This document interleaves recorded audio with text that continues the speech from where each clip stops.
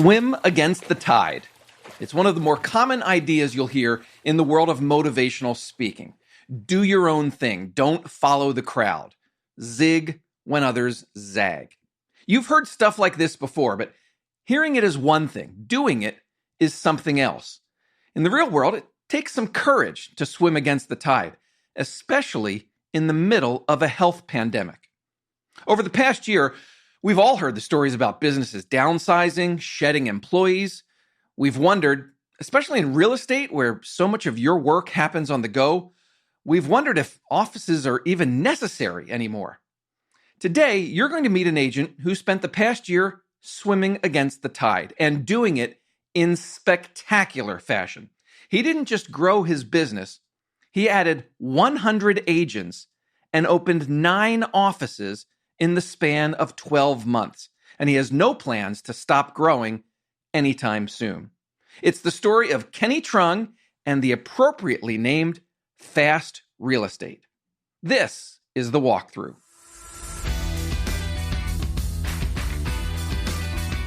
Hello. My name's Matt McGee. I'm the editor of HomeLight's Agent Resource Center. Welcome to The Walkthrough. This is a weekly podcast. We have new episodes that come out every Monday morning. This is the show where you'll learn what's working right now from the best real estate agents and industry experts in the country. At HomeLight, we believe in real estate agents. We're on a journey to find out how great agents grow their business, stand out from the crowd, and become irreplaceable. If you want to get involved in the show or get in touch with me, there's a couple different ways you can do that. Number one, find me in our Facebook listener community. Just go to Facebook, do a search for HomeLight Walkthrough. It'll come right up. You can also leave a voicemail or send me a text. The number to use is 415-322-3328. Or you can send an email directly to my inbox. The address to use is walkthrough@homelight.com. I'm sure you've heard the phrase, hire slow, fire fast. Heck, that phrase has come up a few times in our 50 some odd episodes of The Walkthrough. Some of you may recall hearing that. Kenny Truong didn't listen to those episodes. And good thing too, because if he had listened and followed that advice, things would probably be really, really different for him today. Here's the story. Early last year, Kenny was with Climb Real Estate, an innovative, independent brokerage based in San Francisco. You may have heard about them in the news. When Realogy bought Climb and folded it into Coldwell Banker, Kenny had some decisions to make. Go to Coldwell, go to another big franchise brand, find another indie brokerage to join, or even go out on his own. I'll tell you what he chose in just a moment. 2 months after all of those changes, the COVID-19 pandemic hit. I know I don't need to remind you what that was like. The shutdowns, the debate over whether you're essential, and all that stuff. Fast forward to today. Kenny's business is soaring. The choice he made? Well, he's with EXP, and he's built a successful brand based on speed. The brand name is Fast Real Estate, and Kenny has his own team inside of that called Team Fast. They did $127 million in volume last year, and they're on pace for $600 million in volume this year. With numbers like that, you probably won't be surprised to know that Kenny is a HomeLight Elite agent. He's part of the top 1% of agents on our platform. On today's show, Kenny is going to share this incredible story of growth, rapid growth. You'll hear him talk about why and how he added 100 agents in 12 months. The strategic approach that he's taking to finding new office space. His really, really unique open book approach to recruiting agents, and much, much more.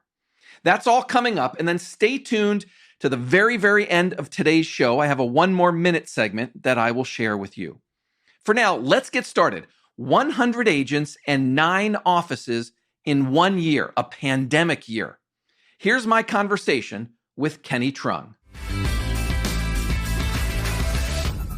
Take me back to last March, a year ago, and I want to know what your mindset was. Did you intentionally set out to grow your team so large, so quickly? I think some part of me knew that I'd be growing it.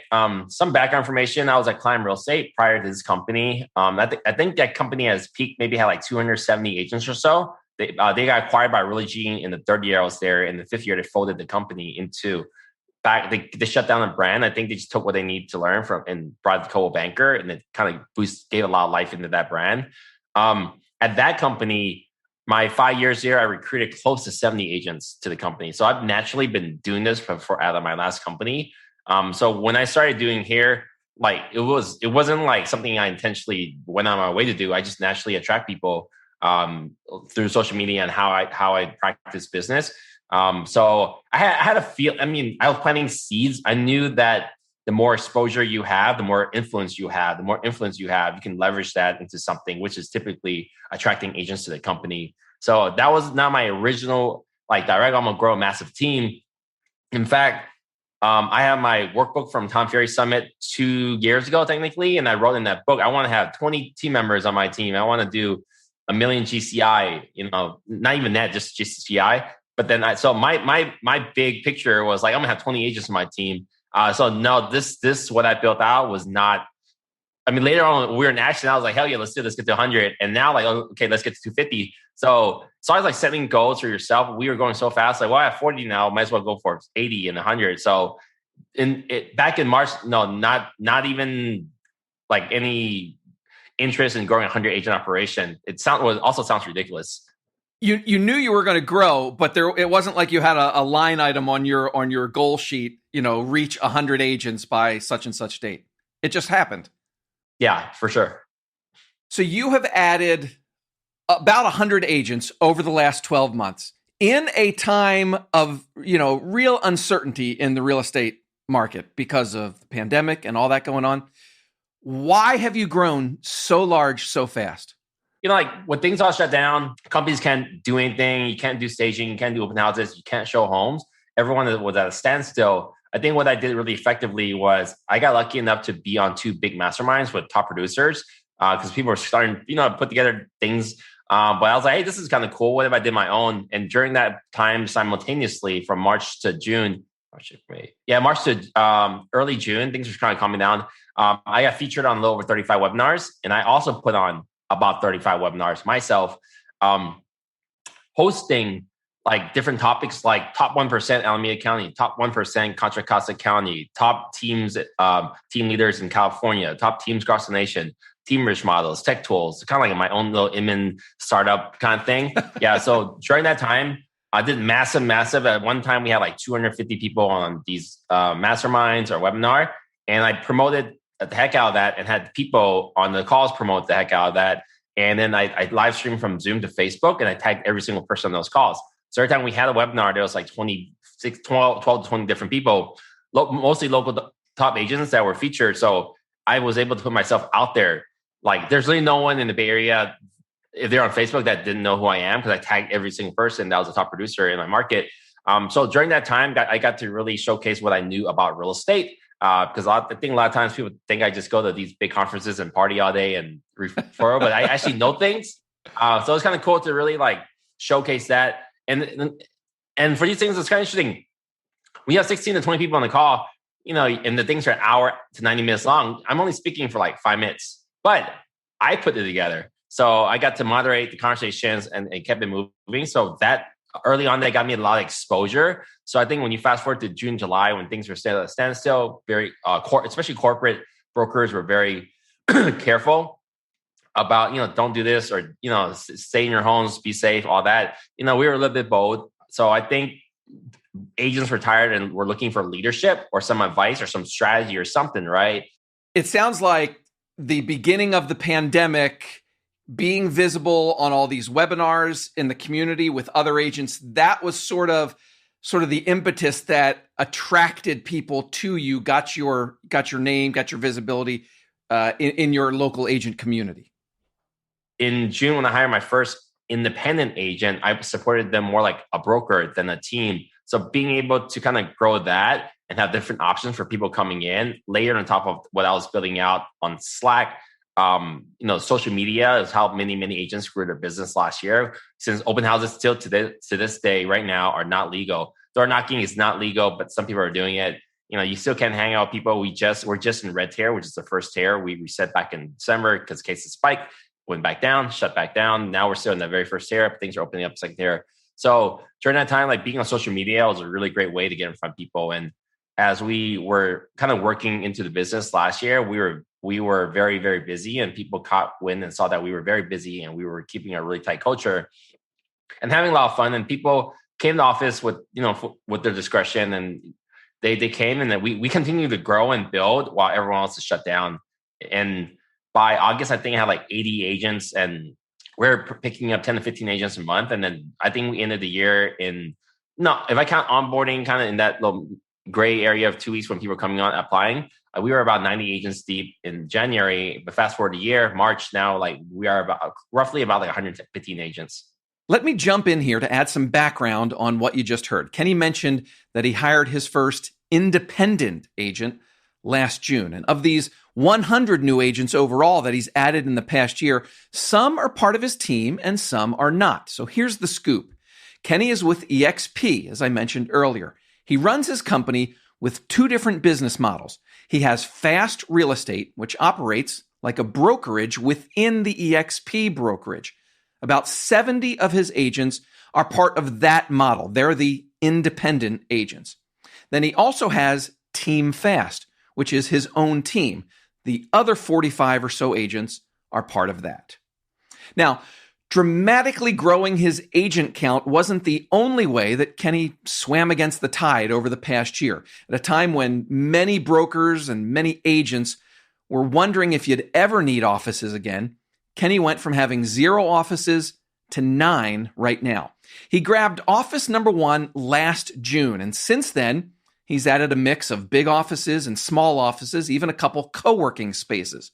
Oakland is still home base, but Fast Real Estate is expanding out to smaller towns and cities in the East Bay. His most recent office, in fact, just opened a couple months ago in Sacramento. As we get back to the conversation, Kenny explains that he's been choosing each office location in a very strategic way. So these city retail spaces in Hayward and Hercules and Brentwood are all next to all the new construction, are all next to the new apartment buildings. They're not areas which big brands like a Coldwell Banker or Compass has that much interest in going because they're not major metro. But we're going where the secondary markets are. So one thing I learned from Climb Real Estate, I forgot what the exact slogan was, but they grew in District 9 in San Francisco and they went to well over $1 billion company. It's like, something like your first home or something, but Climb Real Estate agents were like along the path with you as you're growing your life. So they capture a lot of the repeat business. So we're going to these new markets to kind of capture that business because our agents are there and our buyers are there. So when the market, give me 3 or 4 years, we'll pick up a ton of the listings in those like secondary markets. I'm glad you mentioned all that because I was intending to ask, where are you putting all these people? And it sounds like, if I heard you right, one office a year ago, you're now working on what, the 9th or 10th office, and strategically targeting developing areas. The co-working spaces are exclusively for our team, but then the bigger box areas are the secondary market, which we're trying to attract other agents to either join our team or EXP, and then having these big hubs as like, and the strategy behind that too is also not only because they're secondary markets where our clients are going to, but also where we became the first Zillow Flex team in East Bay. And they showed this really cool heat map of where you're going to get leads at.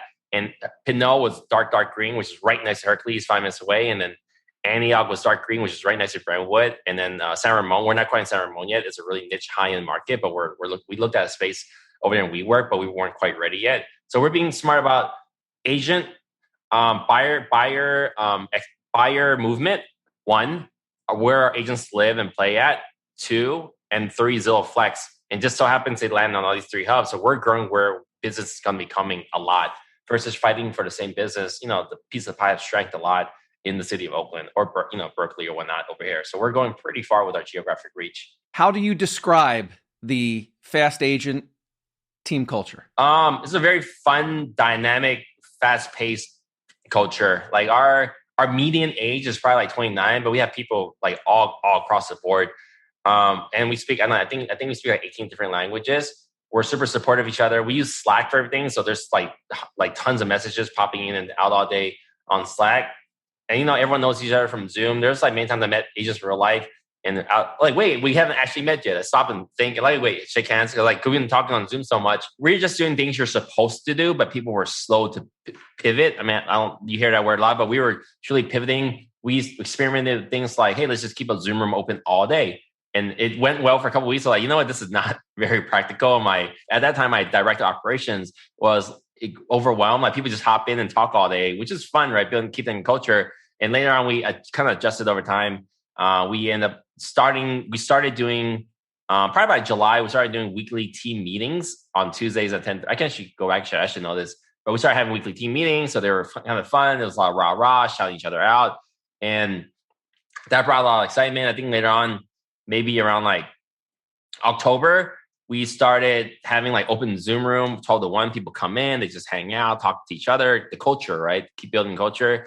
And then on Fridays at 3 o'clock, they were pretty well attended early on, where like maybe like 15 people came on Friday at 3 o'clock. We just have open training on anything, whether it's a CMA or like best strategy or email template, just open discussion. Now we don't really do that as much anymore, even though we had that, because the Zoom room keeps that conversation open throughout the week when people ask things, and then we record everything. So we have a huge database of things for people to watch and read.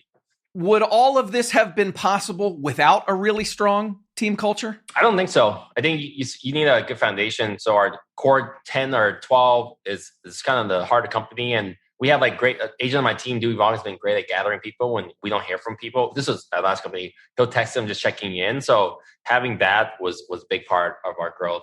And then we're posting on social media what we're doing. We're having fun. We have Zoom calls. Other people are like, wait, my company doesn't have these Zoom calls except to give us, things to tell us to stay out of trouble, right? I don't know, like policies and CR updates. Like, that's not really that fun. You love getting testimonials from past clients. A great testimonial tells the world what it's like to work with you. It helps you convert leads into clients and helps you grow your business. We love getting testimonials from listeners like you. Your review tells the world what the walkthrough is like. It helps us grow and get better, too. So when today's show is over, please take a moment to rate and review us on Apple Podcasts or wherever else you listen. Thanks from all of us at HomeLight.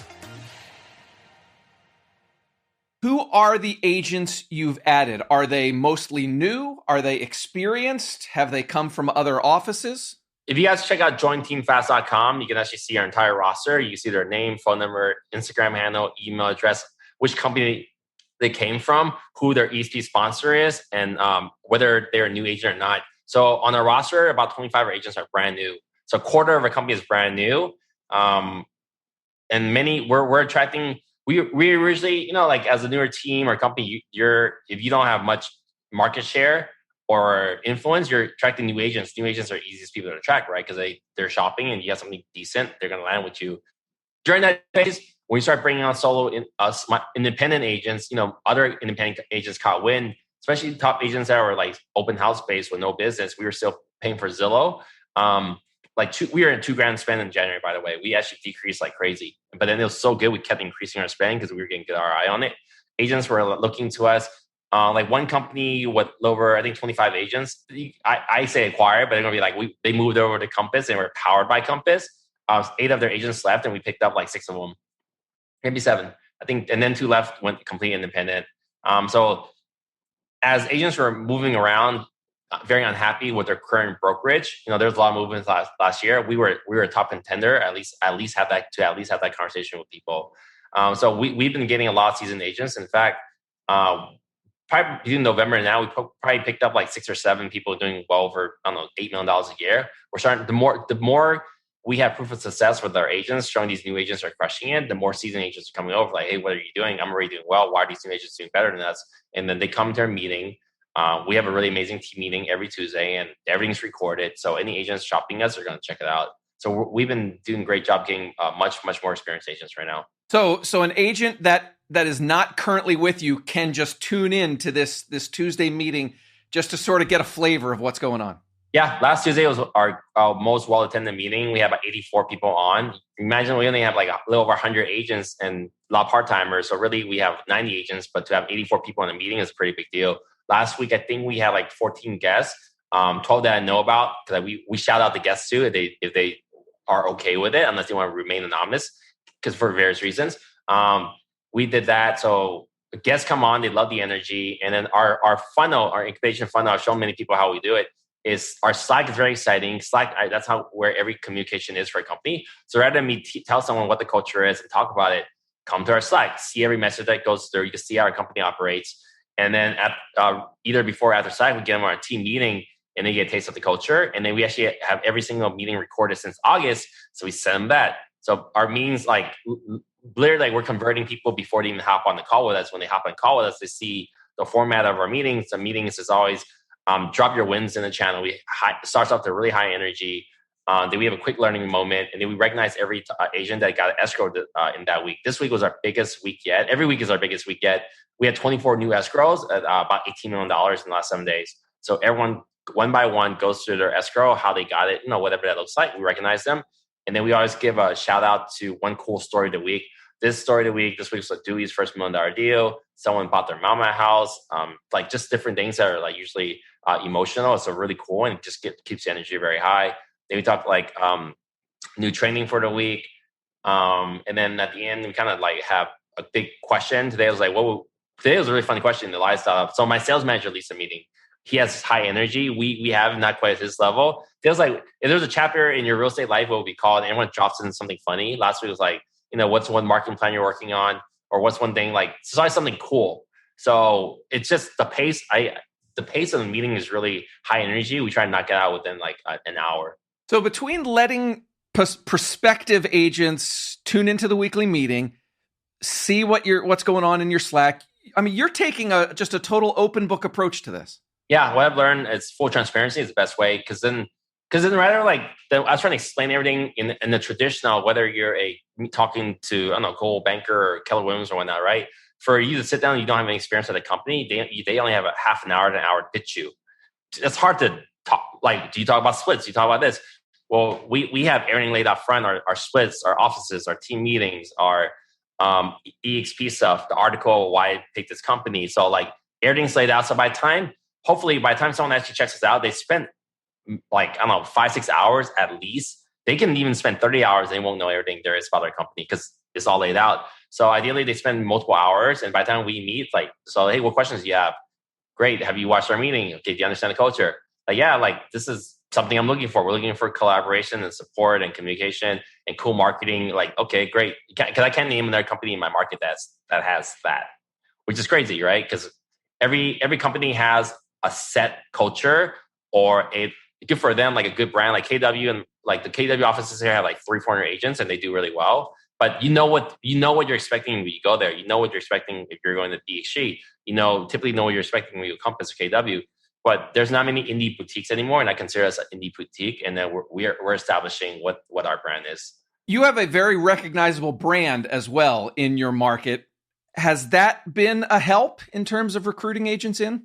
Yeah, huge. I had 100 bus benches in Oakland that just shows this logo back there. So it's a pretty well-known brand. Last year when we grew the brand, we grew hashtag Team Fast. So that hashtag Team Fast sounds like a pretty cool brand. It's hip, and then powered by Fast Real Estate with new fresh marketing. It's like, hey, I want to be part of that.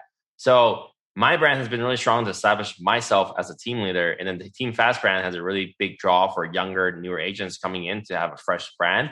And then the mature version of that brand is like Fast Real Estate, brokered by EXP. So that brand in June, July, August, when people didn't want to join a team, my team, Team Fast, or the Kenny Truong team, Fast Agent team. I don't ever refer to my team as Kenny Truong team. That's why we've grown so fast. But other people might. So people that wanted to look at our company, but they want to be on Team Fast or any team, they can come to Fast Real Estate, brokered by EXP. It's like we want the agents. I think this is the future of teams. We want the agents to be completely independent in their branding, but be dependent on us in the back end.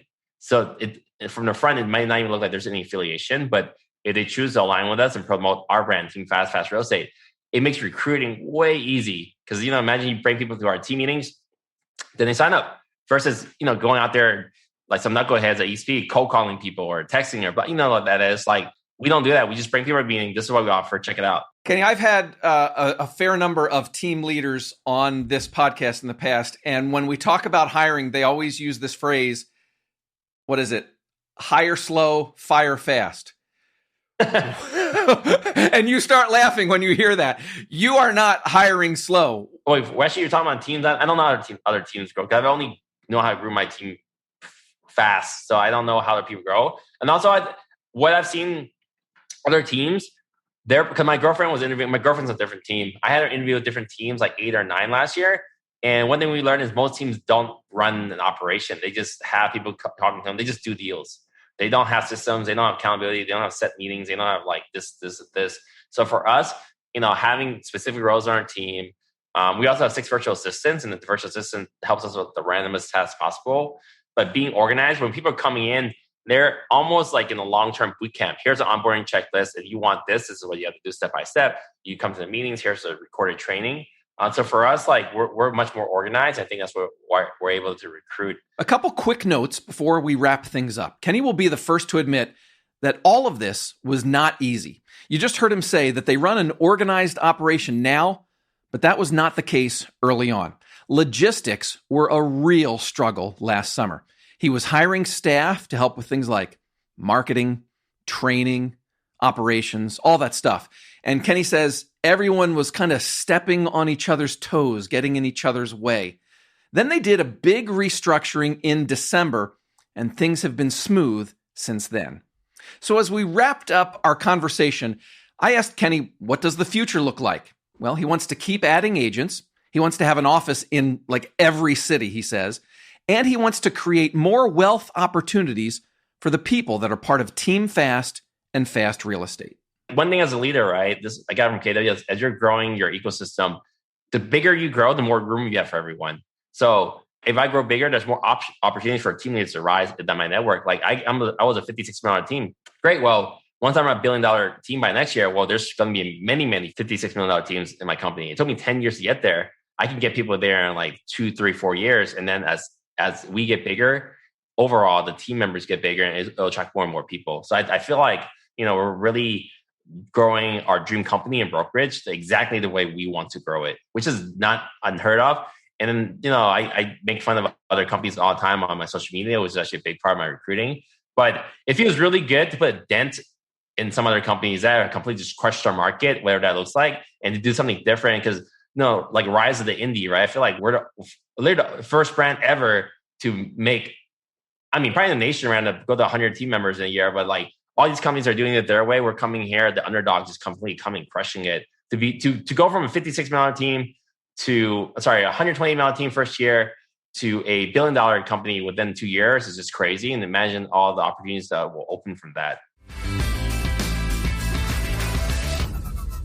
And talking about agent success, like Kenny just was there at the end, you might be wondering, how successful are the agents on Kenny's team? That's a fair question. Here's an answer. When we spoke a few weeks back, Kenny had just done an audit. 40 of the first 50 agents that they added were in production. They had a total of 89 escrows pending, and 3/4 of those were on the buyer side.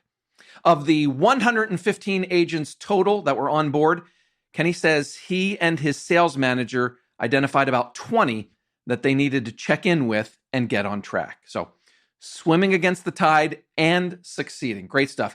Kenny Truong, thank you so much for joining me on this episode. All right, one more minute is coming up at the very, very end of the show. For now, let's do our takeaways segment. Takeaway number 1, Kenny's recruiting was almost an accident. He did dozens of webinars last year when the pandemic hit, and that helped him become a household name among the agents in the Oakland and East Bay areas. Takeaway number 2, while a lot of us wonder if offices are even necessary, Kenny grew to 9 offices over the past year and did it very strategically. He wants to be in towns where there's little competition, there's a lot of apartments and new construction, and where his team is already getting a lot of leads. Takeaway number 3, he's basically an open book when it comes to recruiting. Even before joining, agents can listen in on team meetings. They can read through the company Slack to learn about the team culture, how the team operates. And Kenny says that makes the recruiting much, much easier. Takeaway number 4, There's a big focus on culture. Kenny describes it as dynamic and fast-paced. He says everyone is connected. They do regular meetings. The staff hosts Zoom rooms. They just have lots and lots of communication. Only 8 agents have left Fast Real Estate over the last year, and 7 of those are agents that moved to other markets. All right, if you have questions or feedback about this episode, you can leave a voicemail or send me a text. The number is 415-322-3328. You can send an email. It's walkthrough@homelight.com. Or find me in our Facebook listener community. Just go to Facebook, do a search for HomeLight Walkthrough, and the group will come right up. That's all for this week. Thanks to Kenny Truong for joining me, and thank you for listening. My name's Matt McGee, and you've been listening to The Walkthrough. At HomeLight, we believe in real estate agents. We're on a journey to find out how great agents grow their business, stand out from the crowd, and become irreplaceable. Go out and safely sell some homes. I'll talk to you again next week. Bye-bye.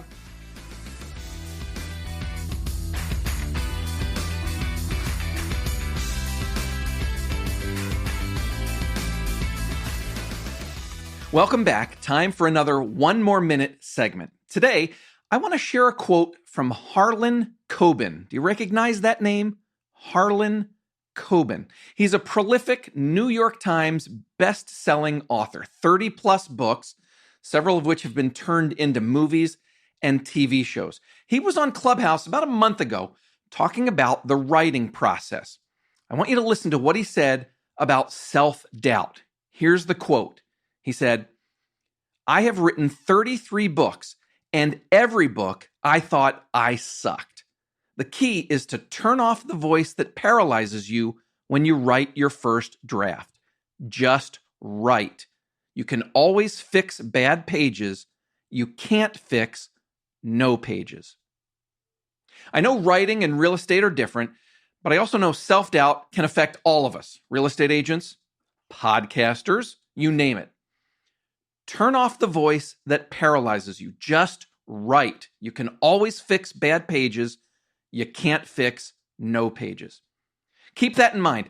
Change pages to whatever you might be working on, a new video, a marketing plan, new scripts, whatever it might be. Turn off the voice that paralyzes you. Just get it done. That's One More Minute. I'm Matt McGee. Thanks for listening. See you next week with another walkthrough.